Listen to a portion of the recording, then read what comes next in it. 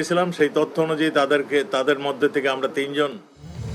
আনোয়ারুল আজিম আনারের মৃত্যু প্রসঙ্গে আসাদুজ্জামান খান কামাল বলেন, ঝিনাইদহ 4 আসনের সংসদ সদস্য আনারকে ভারতের কলকাতায় পরিকল্পিতভাবে খুন করা হয়েছে। তিনি বলেন, তদন্তের স্বার্থে এর চেয়ে বেশি কিছু বলা যাবে না, তবে খুনের ঘটনায় 3 জনকে আটক করা হয়েছে।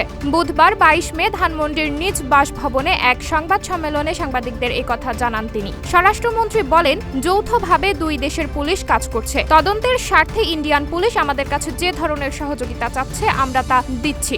এমপি আনার হত্যার ঘটনায় 2 দেশের সম্পর্কের মধ্যে কোনো অবনতি ঘটবে না বলেও জানান স্বরাষ্ট্রমন্ত্রী আসাদুজ্জামান খান কামাল। চিকিৎসার জন্য গত 8 দিন ধরে নিখোঁজ থাকার পর কলকাতার নিউ টাউনের বিলাসবহুল আবাসভবন সঞ্জীবা গার্ডেন থেকে ঝিনাইদহ 4 আসনের সরকার দলীয় এই এমপির মরদেহ উদ্ধার করার কথা জানায় স্থানীয় পুলিশ।